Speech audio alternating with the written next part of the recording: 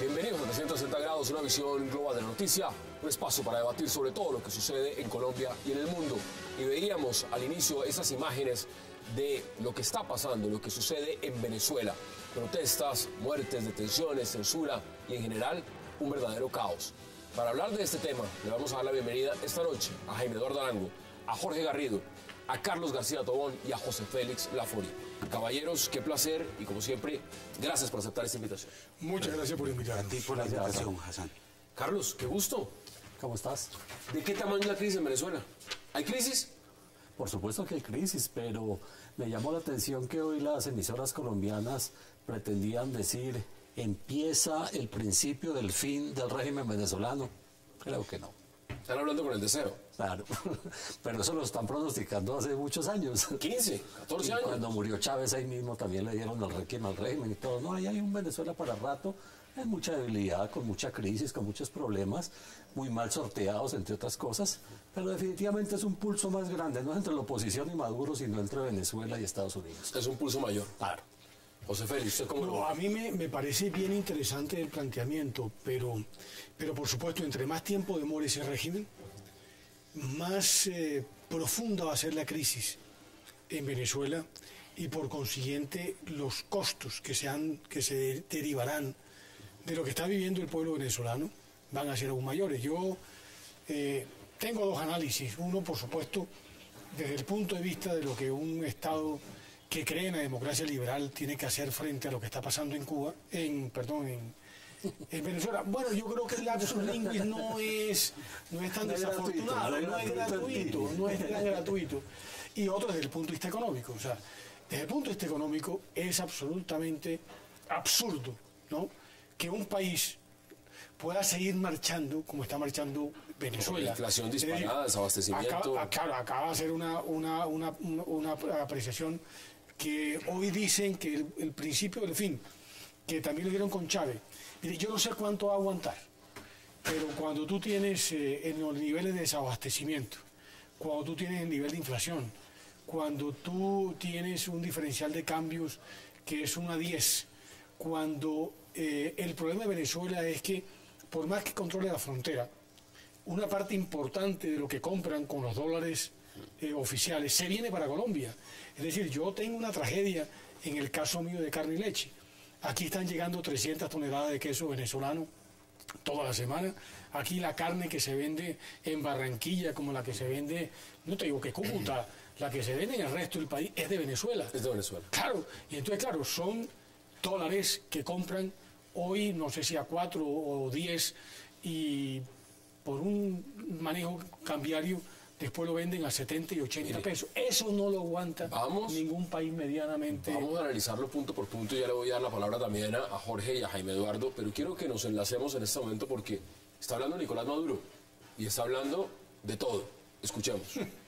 Y se dejan chantajear por una mediática de derecha internacional y nacional.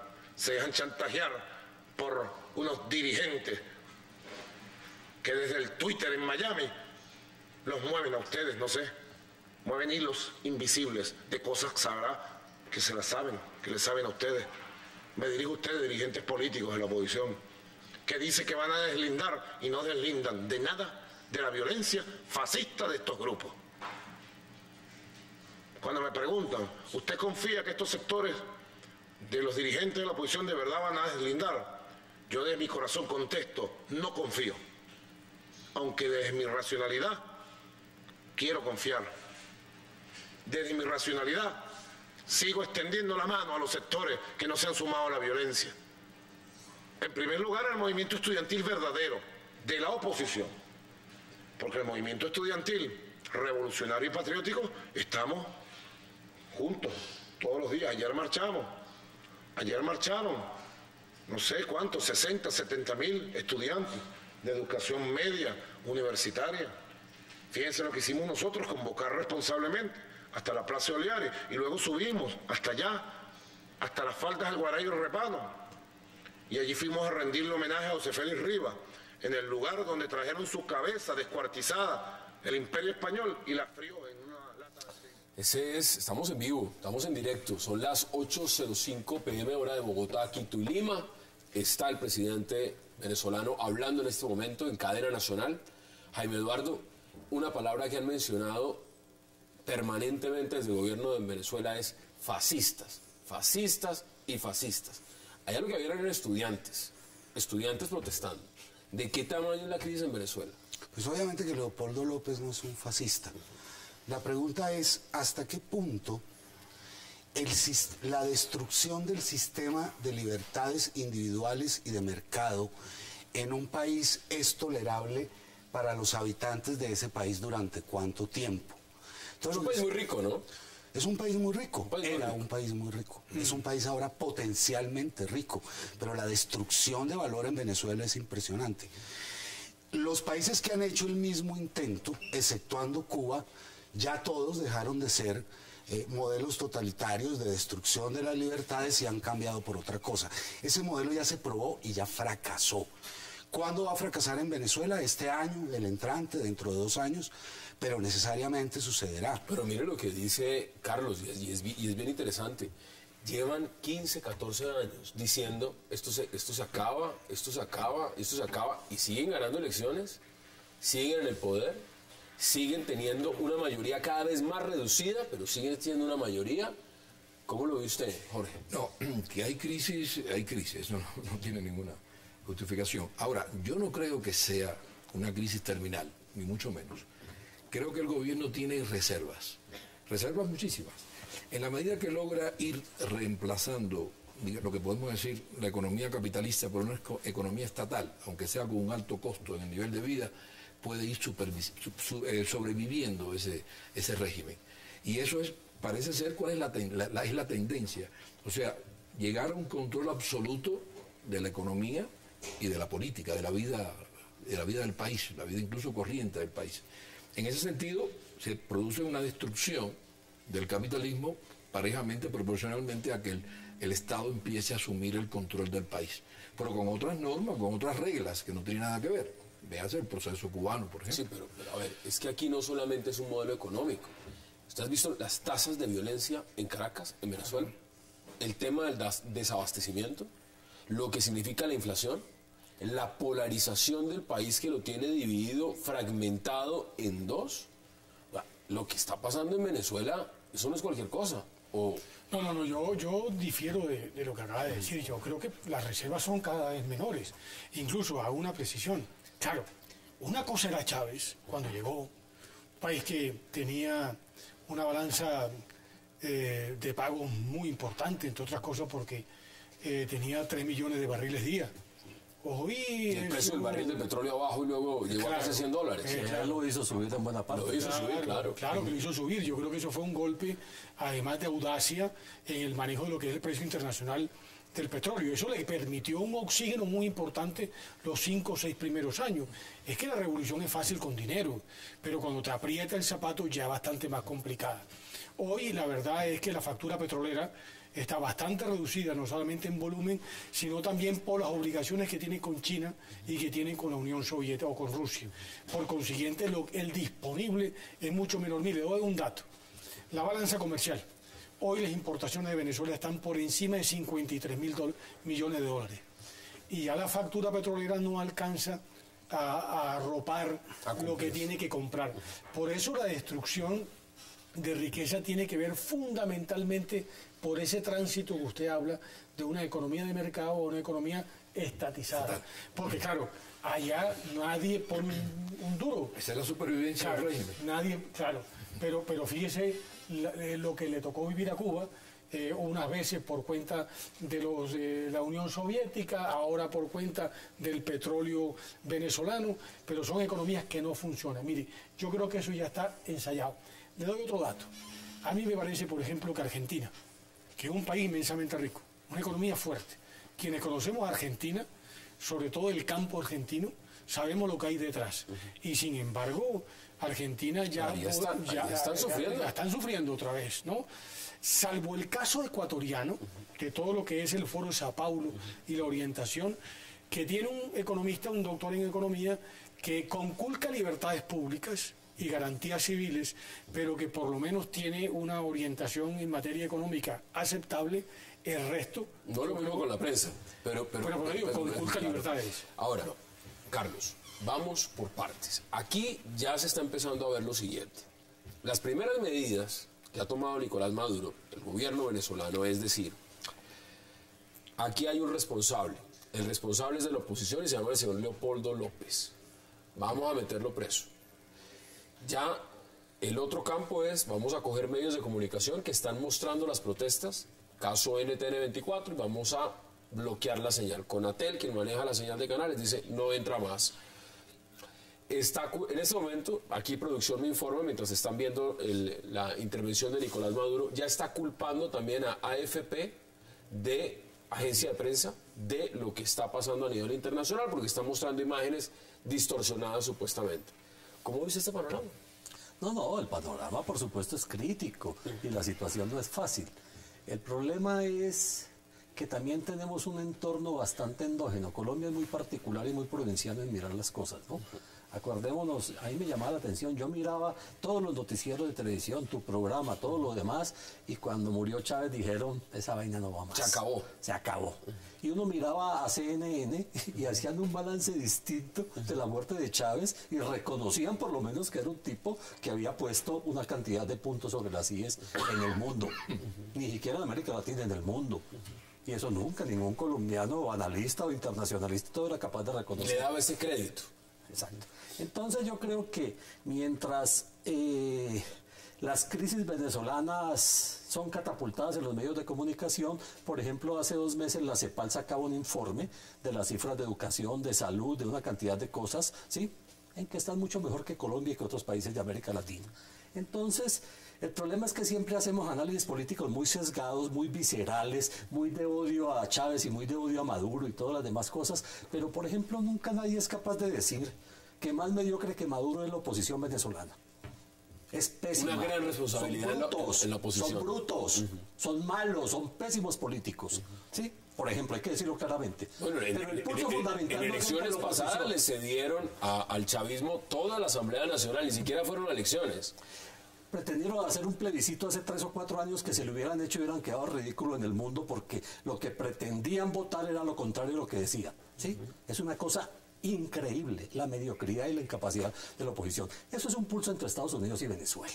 Y es un pulso entre Estados Unidos, Venezuela y los países de América Latina cuyos gobiernos han dejado de ser genuflexos a Estados Unidos, hay que decirlo así. Y Estados Unidos ahora en toda su arrogancia, pero también en su decadencia, fíjense por ejemplo lo de las famosas, lo del espionaje, lo de las interceptaciones y todo lo demás. Entonces, eso hace parte de todo este pulso que está dando. Entonces, claro, los medios de comunicación juegan un papel muy importante y, por supuesto, están haciendo y tomando medidas contra ellos que son lamentables en buena medida. Pero importante el análisis que se hace. Claro. Ahora, contradictoriamente, lo mejor que le pudo pasar a Maduro fue la manifestación de ayer.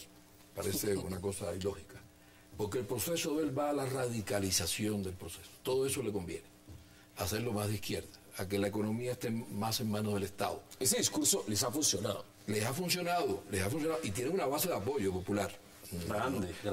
Cada vez disminuye. Pero no quiero dejar de lado algo que dijo Carlos. Es que él está diciendo que acá hay una gran responsabilidad de la oposición. ¿Usted dijo brutos? Claro, dice que la oposición en Venezuela no ha tenido oposición, por supuesto. Eso le permite a él radicalizar, darle una vuelta de tuerca más al régimen. Y bueno, por eso no se guiará por determinadas leyes del mercado, pero tiene otras reglas para medirlo. Mientras cuente con una base popular, y él tiene una serie de medidas para contar con eso. ¿Usted tiene la misma opinión de la oposición? ¿Cree que la oposición ha sido un fracaso en Venezuela? Lo que pasa es que una oposición que se debe mover en un entorno de represión, violencia y censura tiene unas enormes limitaciones. Eso no es comparable a ser opositor en París o Londres. Esto es una posición en Caracas, en donde la SEBIN te va a arrestar, en donde te van a perseguir, en donde te van a torturar, donde van a intervenir tus teléfonos, donde van a destruir tu familia. Es decir, esto es un negocio peligroso. Ser opositor en Venezuela es un riesgo enorme. Por favor, en Colombia es más peligroso que en Venezuela. Bueno, por favor, por favor. Pero, tengo que ir a la pausa. Tengo que ir a una pausa y volvemos de una vez para debatir ese tema. Vamos a la pausa de 60 y ya regresamos.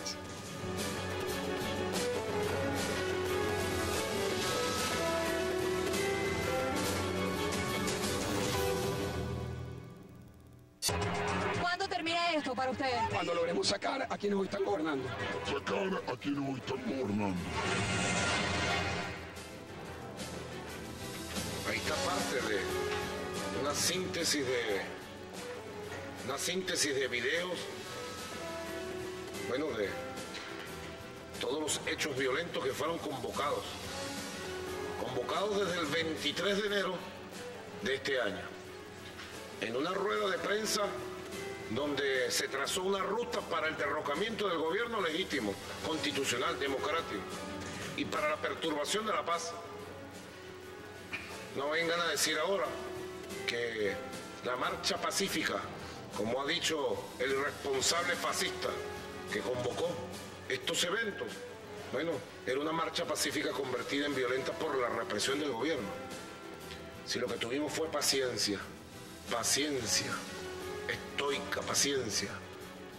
Ustedes saben que en el caso de Caracas específicamente, había una marcha permisada hasta la Fiscalía General, se movilizaron unos 5.000 estudiantes desde Plaza Venezuela, convocados por 3 dirigentes políticos, ustedes saben, que arengaron a los estudiantes para que fueran al derrocamiento del gobierno. Ahí están los discursos de los 3. Había llegado el día, decían ellos, pero ninguno llegó con los estudiantes hasta allá. Y todos estos 3 dirigentes políticos se retiraron a las comodidades de sus mansiones donde viven. Una vez que terminó a la 1 de la tarde el evento principal, lo que podemos decir, el movimiento estudiantil verdadero de la Universidad Central y de otros grupos estudiantiles se retiraron y quedó allí en la plaza Parque Carabobo un grupo de unos 300 que ustedes ven allí, 300 que dieron la orden de marchar hacia Miraflores. Imagínense ustedes. Regresamos a 360 y estamos viendo las imágenes en directo del presidente Nicolás Maduro. Recapitular un poco lo que dice, ¿no? Van a sus mansiones a derrocar al gobierno, estudiantes. Es curioso escuchar al heredero de un golpista hablando de golpes de Estado, pero pues eso es lo que realmente se ve en Venezuela ahora. Jaime Eduardo, vuelvo y le pregunto. El tema fundamental acá es la oposición. Usted decía que es difícil hacer oposición en Venezuela. Usted no estaba muy de acuerdo, en lo más mínimo. Para nada. O sea, La oposición, no es un tema de la garantías. calidad de la oposición es en cualquier régimen. En cualquiera. Claro. No, pero no, ¿Es yo, así tengo, o no es así? no, yo tengo varias observaciones de lo que se ha dicho, ¿no? Primero, o sea, cualquier persona que eventualmente haya convocado al sector de opinión, automáticamente el régimen no solamente le restringe las libertades, sino que como allá no hay división entre los poderes públicos, la Fiscalía actúa a contrapelo de los hechos. O se olvidan ustedes las declaraciones que dio, entre otras cosas, una persona vinculada a esos hechos, en donde prácticamente el señor Chávez le decía a quién metían preso en el curso de la semana. Sí, así no En es televisión posible. lo decía. Lo decía Se llama públicamente. preso tal, es Bien, propio tal. Pero a mí me parece que hay una cosa que dijo Carlos que yo no quiero pasar por alto. Este es un pulso de Estados Unidos, Venezuela. Me parece que todavía es mucho más grave.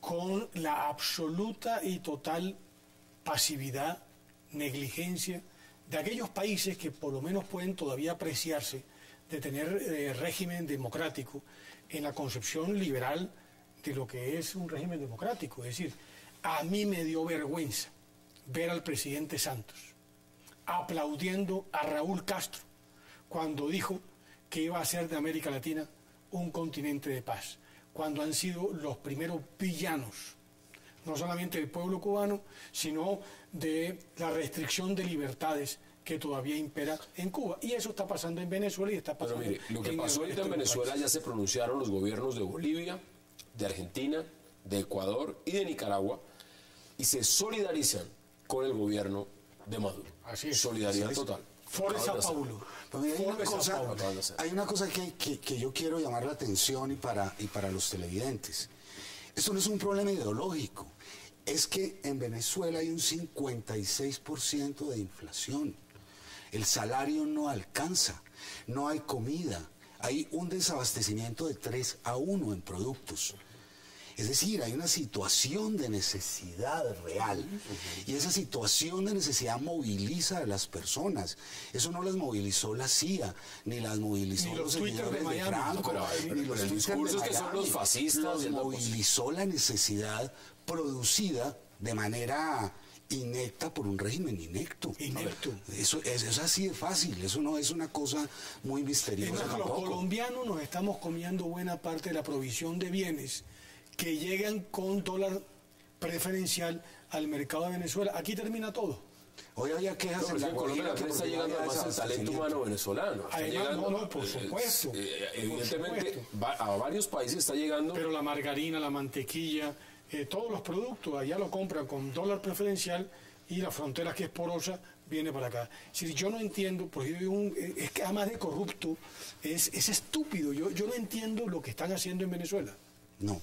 ¿Es solamente un tema de crisis de modelo económico lo que está pasando en Venezuela o esto es político? Porque políticamente, Carlos lo decía al inicio, la influencia de Chávez fue global, no fue únicamente en la región, el mundo árabe, inmensa. Ahora, el fracaso de lo que pueda pasar en Venezuela va a ser netamente por un tema económico, el fracaso del modelo económico. No, es un tema político. El modelo económico está subordinado a un modelo político.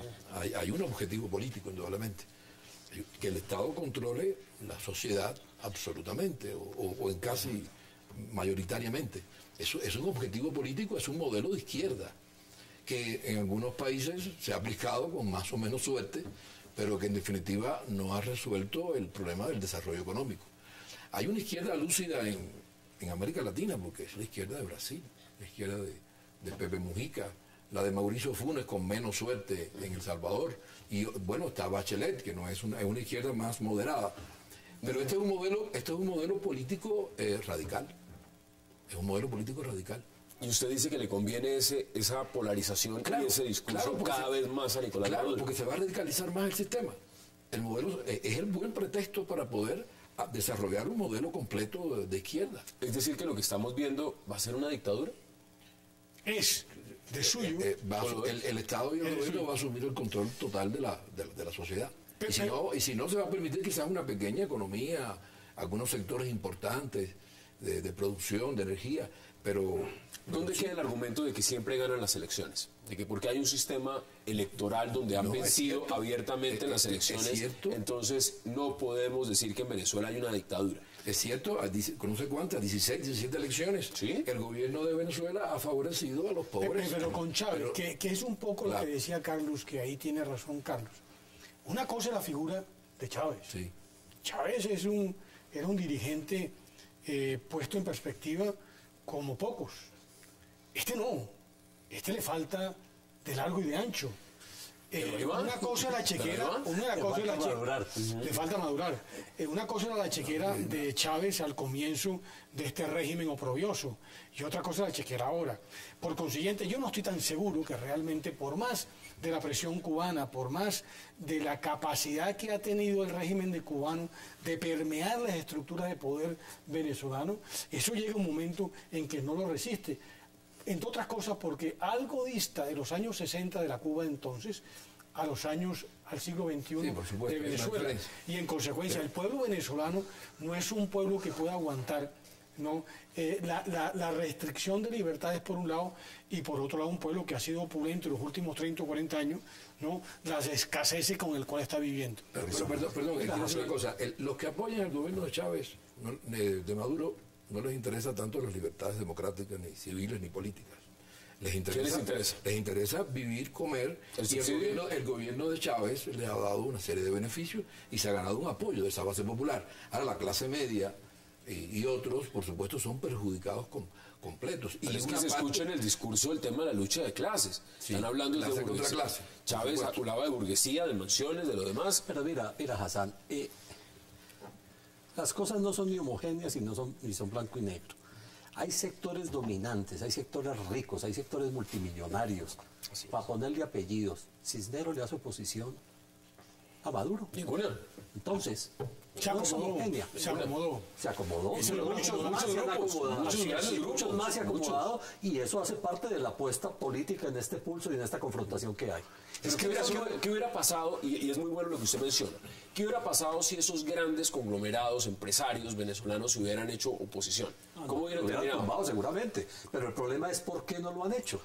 Porque no ven que sea ni un modelo totalitario, ni porque ven que sea un modelo que va a acabar con Venezuela, ni porque sea que... Es un modelo que está buscando unas alternativas y unas salidas diferentes, apoyándose en la gente y dejando a los sectores que manejan la propiedad privada y que quieren contribuir y trabajar por eso, los dejan libremente avanzar. Allá no está todo el mundo contra Maduro. El caso de Cisneros es un caso casi que excepcional de la vieja clase dirigente empresarial venezolana. Porque lo que yo de alguna manera pude observar es que Chávez inteligentemente, él logró sustituir no solamente la clase empresarial, sino todos los sectores gremiales representativos de esa nueva economía que él estaba fundando. Hoy en día se llama la buliburguesía. Claro, ahí está. Además enriquecida de una manera absolutamente vergonzosa. Allá quienes controlan el aparato político lo están controlando, entre otras cosas, por la corrupción que mantiene el régimen. Entonces, el caso de Cisneros, un poco polar, etcétera, etcétera, han logrado medio sobreaguar en unas circunstancias bastante poco estables. En consecuencia, yo no sé en qué momento eso se va a desfondar. Pero no olviden una cosa que es importante, y es que en los regímenes de restricción de libertades, uno de los principales es el modelo mercantilista, en donde una élite política le otorga a una mínima élite económica que es socia del sistema los privilegios económicos necesarios para el control del poder. O sea, lo que se estableció en Venezuela fue un modelo mercantilista contrario a la clase media, contrario a la economía del mercado, pero el discurso lo dice eso, el discurso dice todo lo contrario. Entonces, por eso las grandes riquezas venezolanas no solo no se han visto afectadas, es más, bueno, el que no se fue en oposición, porque el que se fue en oposición le quitaron absolutamente desde las fincas hasta los medios, hasta lo demás. El 75% de la infraestructura instalada en Venezuela ya desapareció. Así es. Y ni por qué hablar de lo que pasó en el campo, es que uno ya puede andar kilómetros y kilómetros por un país que era una potencia ganadera y no era una vaca. 15 millones de cabezas de ganado, hoy no alcanza a tener 6. ¿Cuántas? 6. O sea, perdió el 70% de su... Tengo que ir a la pausa y seguimos hablando de lo que está pasando en Venezuela. Vamos a la pausa 360, ya regresamos.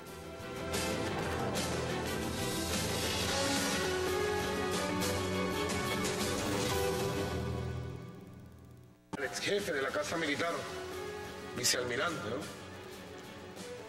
Iván Carratú Molina, le dice que va a ocurrir el 12 de febrero, le dice que va a ocurrir algo muy feo, que le recomendaron no estar en la primera línea de la marcha, porque iba a ocurrir algo como el 11 de abril, que lo había llamado por teléfono, el mismo que le alertó de lo que iba a ocurrir el 11 de abril del 2002, que le había salvado la vida. O sea, que él supo. Fernando Gervasi está siendo requerido por la Fiscalía y lo estamos buscando.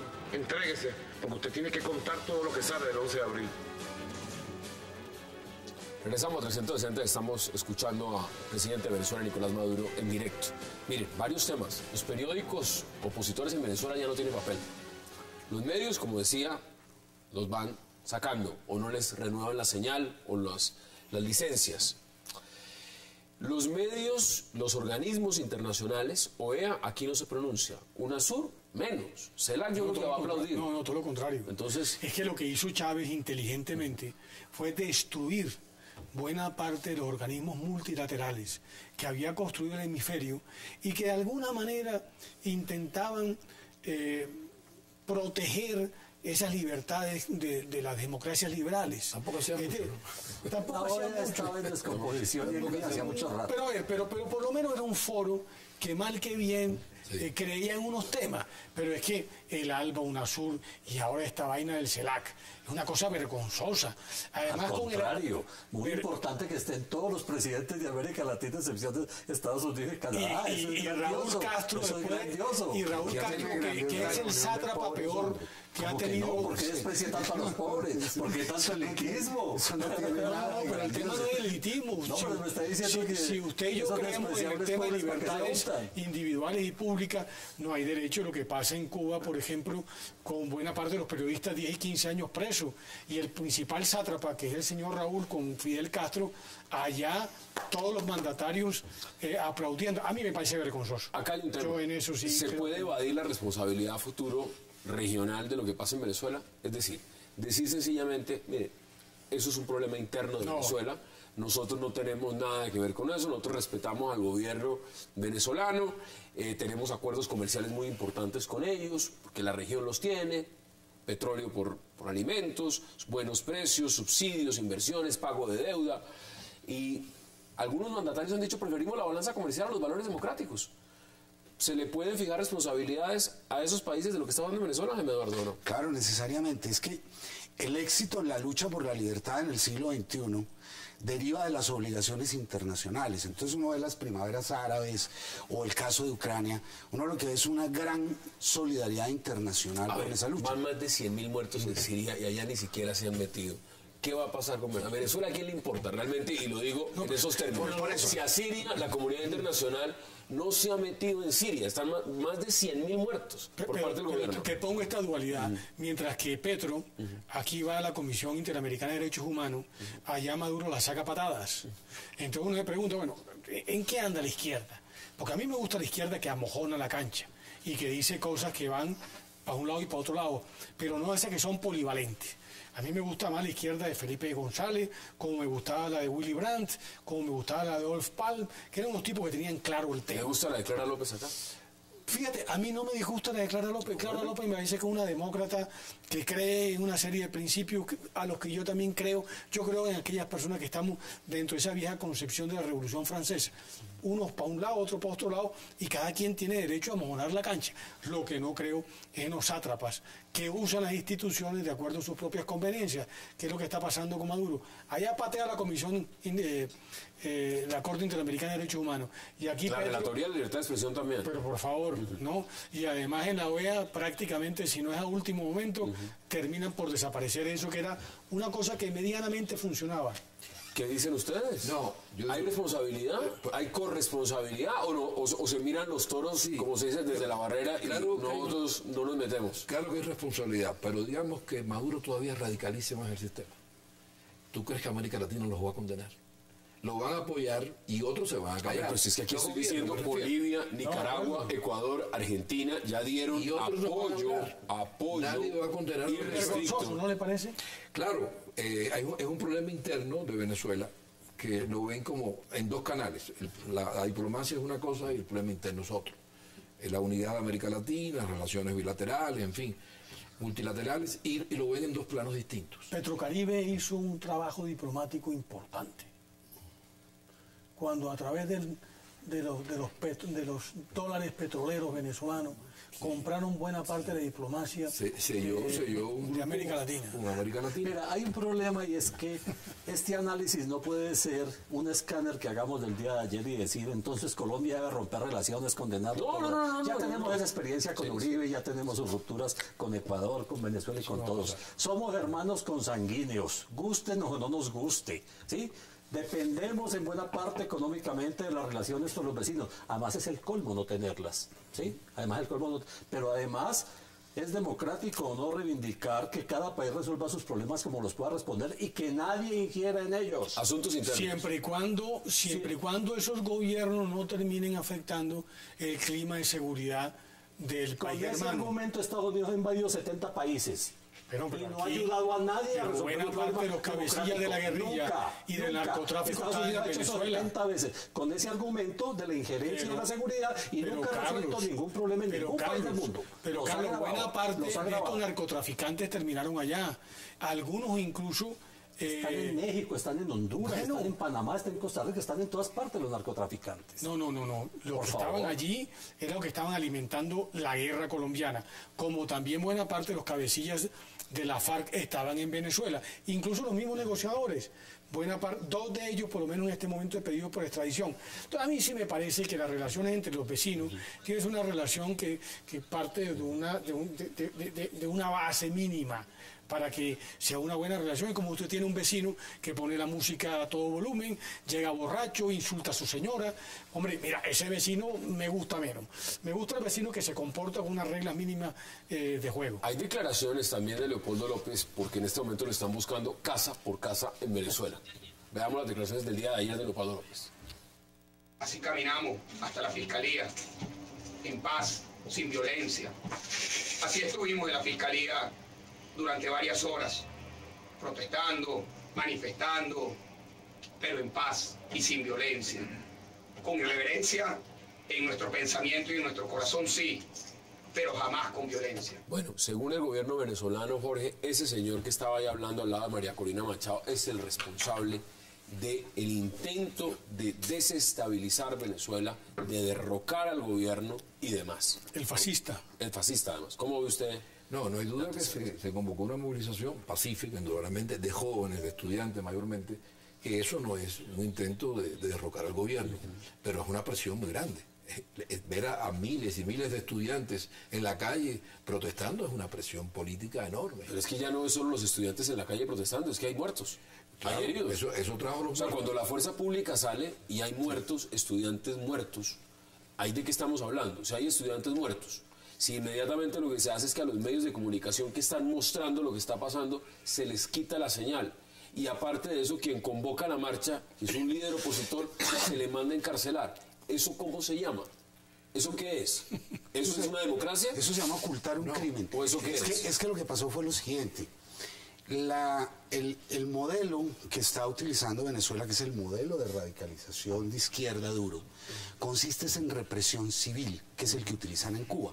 Es utilizar organismos paramilitares, que allá los llaman tupamaros o motorizados, pero son organismos paramilitares patrocinados, armados y entrenados por el gobierno y el Partido Socialista Unido de Venezuela, para dirigir esa violencia contra las organizaciones que marchan. Los muertos son resultado de esos encuentros. Esos encuentros naturalmente son confusos, esos encuentros son difusos, son difíciles de presentar en medios, pero causan altísimo grado de intimidación. 100.000 hombres en armas civiles. 100.000 hombres en armas. Tiene Son precisamente los garantes de la revolución, los que van a guardar de que la revolución no se caiga. las milicias bolivarianas. Que son los mismos que atracan y asesinan en las calles y han puesto 29.000 muertos al año en un país. 79 de cada 1.000 asesinatos al año. Son esas mismas organizaciones estimuladas y apoyadas por el gobierno. Eso es muy grave. Acá hay un Eso es de tema un peligro que no quiero impresionante. pasar de lado, y es hasta dónde se puede seguir culpando a la oposición de lo que pasa en Venezuela. Es decir, Carlos, cuando sucede un evento de estos, el tema de la crisis económica, culpan a la oposición. Dicen, esto es un plan desestabilizador de la oposición en congruencia con los Estados Unidos. Si hay una movilización, esto es un plan de desestabilización de la oposición que quiere tumbar al gobierno. Cualquier cosa que pasa en Venezuela es una acusación directa al fascismo, a la oposición y demás. ¿Hasta cuándo se puede seguir con esa? Porque el gobierno no asume responsabilidad. El gobierno no dice, mire, fracasamos en el modelo económico, vamos a mejorarlo, vamos a cambiarlo. No, eso no se asume. ¿Hasta cuándo se puede seguir con esa fijación? No, eso inevitablemente va a seguir, lo cual yo creo que es equivocado. Estoy en contra de la detención de López, para que quede claro, ¿sí? Estoy en contra de la detención de López, creo que es mejor el libre que detenido, ¿sí? porque no hay ninguna razón para detenerlo, ni a él ni a ninguno de los demás dirigentes de la oposición. Pero el problema, yo insisto, el problema no es la coyuntura de ahora y el problema no es el problema de ayer. Se van a seguir dando este tipo de problemas, estos pequeños putsch provocados de lado y lado que van a llevar enfrentamientos y que van a llevar a esas arengas que permiten radicalizar la confrontación y todo. No creo que se caiga. El apocalipsis que quiere el doctor Laforí no creo que sea una cosa ni inmediata ni a mediano plazo. Es decir, el fracaso del modelo tampoco es un fracaso tan inminente como lo plantean. Es decir, hay dificultades económicas, pero tienen muchos recursos de dónde valerse para eso, y hay cosas estructurales en las que se ha avanzado en la sociedad venezolana que permiten que esa base social que apoya al régimen la siga apoyando realmente. Y están las reservas de petróleo más grandes del mundo. Más grandes del mundo, por encima de Arabia Saudita. Las más grandes del mundo. Entonces, la perspectiva no es esa que yo decía que todas las emisoras esta mañana y la televisión y todo hacía, y es el principio del fin. No es el principio del fin. Es una pequeña brisna más dentro de esta gran tormenta que seguramente va a durar mucho tiempo, y en que el régimen va a tratar de buscar salidas de muchas maneras para tratar de solucionar y paliar la situación económica. Me está convenciendo la tesis de mi compañero de panel. ¿Ahora? Sí, por una razón, porque yo creo que el modelo es tan torpe desde el punto de vista económico que a la final eso tiene que hacer una explosión. Pero de pronto lo que está sucediendo es que eso termina por ser aprovechado por Maduro, claro, y por supuesto por el régimen cubano que lleva 50 años en el tema para radicalizar. ¿Le conviene? Ahora bien, claro, le puede convenir. 20 segundos, porque vamos a la pausa. A mí lo que me angustia es qué está pasando con los países de América Latina, del hemisferio. Es decir, aquellos que sí creemos en una democracia liberal, que sí creemos en unas libertades. ¿Pero hay acuerdos comerciales? Pero mira, yo no creo. Mire, yo por ejemplo, cuando el tema de Uribe, yo decía, yo prefiero el tema de seguridad que el tema de vender unas vacas para allá. O sea, yo creo que hay unos valores democráticos que no tienen precio. Los que creemos en eso, los que no creen en eso, por supuesto, le venden el alma al primer postor. Y yo sí reclamaría de todos los que de alguna forma intentamos generar opinión, es ponernos en unos mínimos para que tengamos un análisis mucho más riguroso. Vamos a la pausa en 360, porque además hay otro tema que quiero analizar con ustedes y poderlo debatir. Vamos a la pausa y ya regresamos.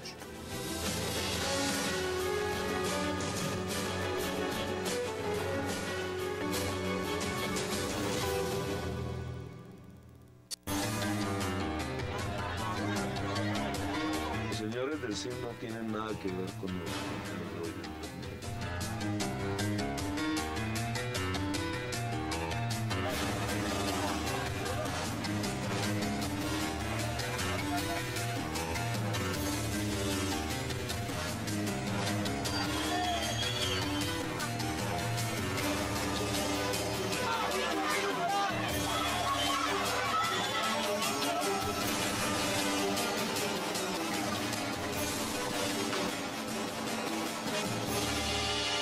Regresamos a 360, hablamos de Venezuela, pero en esta recta final del programa, que nos quedan aproximadamente unos 10 minutos, no quiero dejar pasarlo sin hablar de lo que está pasando con el transporte en Bogotá. Los que vivimos en Bogotá sabemos, es un karma. ¿Qué está pasando con el transporte en Bogotá y específicamente con Transmilenio?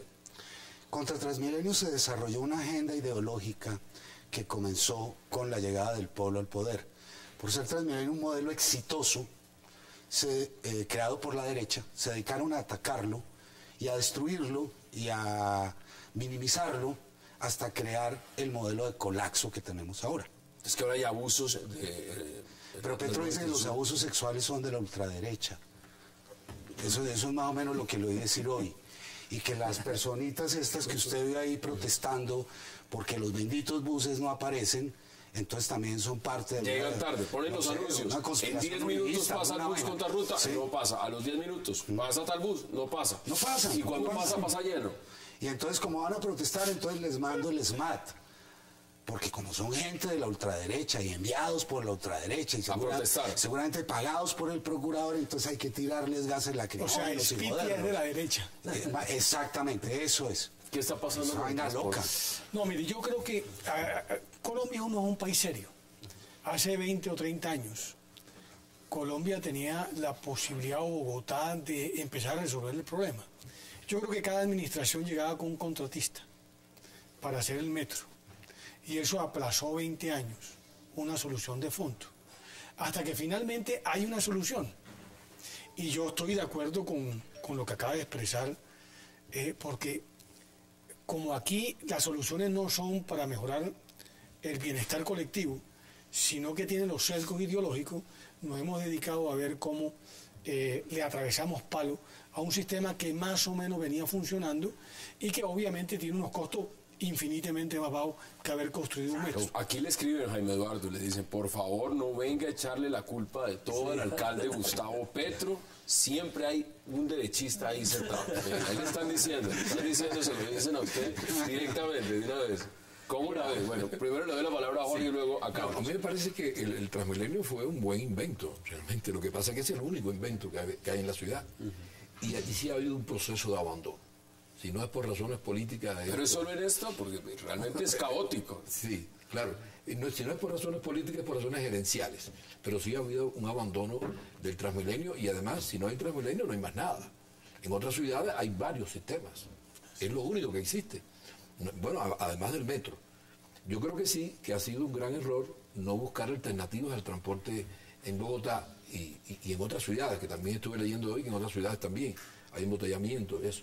Buscar alternativas mucho más inteligentes de distribuir el transporte. Y evidentemente en ese abandono la demanda ha superado la oferta, por supuesto. Hay más concentración en las ciudades, el transporte es el mismo, y entra en crisis. Mira, con el respeto que me merece, no es un problema ideológico. Transmilenio no es un sistema de transporte masivo. Un sistema de transporte masivo tiene que articular otra serie de cosas, como trenes de cercanías, como trenes, como metro, como sistemas de buses, como muchas otras cosas. Cualquier sistema de transporte masivo tiene que tener una infraestructura mínima. Aquí no sabemos ni pavimentar las calles para que no, las baldosas se dañaron todas. Pero eso fue Petro, doctor. Fueron los contratistas de hace 12 años los que hicieron esas baldosas y aún no han sido arregladas, ni aún hay responsables de esas baldosas. Entonces es un problema estructural de que pensamos a corto plazo, de que estamos llenos de presiones políticas y económicas. Por ejemplo, le pongo un caso. El ACPM no funciona en Bogotá porque el ACPM no funciona y no hasta 1.500 metros sobre el nivel del mar. Y es el mayor contaminante de Bogotá. Y eso quedó demostrado en un día sin carro hace ese sistema. ¿Por qué no fue de gasolina? Porque eso le significaba muchos millones de dólares a los operadores. ¿Sí ves? Eso fue una gran concesión que se le hizo fatal para Bogotá. Fatal para Bogotá. Entonces, este sistema... Bueno, el alcalde pasado y el carrusel de la contratación, ahí se robaron en infraestructura y en vías todo lo que quisieron. Sí, pero aunque hubiera funcionado, esto tiende a colapsar y va a seguir colapsando. Porque cuando un jardín infantil del 80 con 120, ¿cierto?, es capaz de salir ahí a protestar y parar y colapsa todo un sistema, no es un sistema de transporte. Pero acá pasó algo muy interesante. Mire, en una de las zonas de las estaciones de Transmilenio en Banderas, hubo un choque entre un articulado de Transmilenio, uno de los buses y un camión, pero la gente salió inmediatamente a protestar del mal servicio. Lo que pasó en Suba, al otro extremo de la ciudad, fue inmediatamente que la gente dijo, no más. Entonces, esto lo estamos viendo en dos extremos de la ciudad. El descontento que hay es mayoritario. Llevamos una semana escuchando en radio todas las mañanas las fuertes críticas de lo que es el manoseo y el abuso a mujeres dentro de este sistema de transporte. O sea, si lo vemos en una película unificada, ¿esto qué nos está diciendo? ¿Cómo se reforma? ¿Cómo se cambia, Jaime Eduardo? No hay vuelta de hoja, no hay otro sistema, no hay metro. No se cambia, hay que reforzar el sistema. Claro. Pero es que el señor Petro no le ha agregado un metro nuevo al sistema Transmilenio. Apenas están terminando lo que él ya recibió contratado. Y hay una cantidad, le he oído a los expertos en transporte, seguramente como tú, que hay como 17 o 18 medidas rápidas que se pueden tomar para gestionar mejor el caso de Transmilenio. ¿Qué me dicen del abandono del SITP? La gente todavía no sabe dónde comprar las tarjetas porque la alcaldía no ha querido hacer la campaña para decirlo. Es decir, es que hay una deliberación, una mala fe en producir este tipo de cosas que son bastante reprobables. Deme las conclusiones, nos queda menos de un minuto. Sí, no, yo creo que 20 segundos. Abandono absoluto del desarrollo del transporte en la ciudad. No ha habido nada nuevo, pues la demanda aumenta, mayor población en la ciudad y no hay ninguna alternativa. Aquí hay una persona que se fue a vivir Dijo, yo me salgo a la ciudad, mire, yo me voy al campo, me voy al campo. Trabajo con los campesinos. Por ejemplo, Carlos, yo nunca he podido entender por qué en Bogotá no se ha podido establecer un sistema de tren de cercanías. Tenemos. Lo más importante del metro es tener las tierras, y Bogotá tiene para las 3 o 4 líneas fundamentales. Desde Soacha hasta el punto 5, desde el tren de la Sabana hasta allá. Se puede hacer el metro perfectamente, pero es que el metro no es el problema del costo del metro. El problema de los metros es que puede ser la alternativa de renovación urbana de las ciudades, que le den mucho dinero a las municipalidades para que puedan, con toda la generación de riqueza del suelo urbano que van a proveer, ¿cierto?, poder construir realmente mejoras en la ciudad. De acuerdo. No queríamos dejar pasar este tema porque nos han escrito mucho los televidentes, los quienes nos siguen en las redes sociales sobre este tema del Transmilenio. Quiero agradecerle a Carlos García Tobón, un verdadero placer. Jaime Eduardo Arango, gracias. Gracias. Gracias por invitarme. Y por supuesto, Jorge Garrido, un verdadero placer. A ustedes gracias por acompañarnos. Recuerden, tenemos una cita mañana a la misma hora, 8 p.m, para seguir debatiendo toda la agenda política de Colombia y del mundo aquí en 360, en repetición, 11:30 de la noche. Y no se pierdan también esta noche a las 10 una entrevista con el senador Jorge Robledo. Gracias por acompañarnos.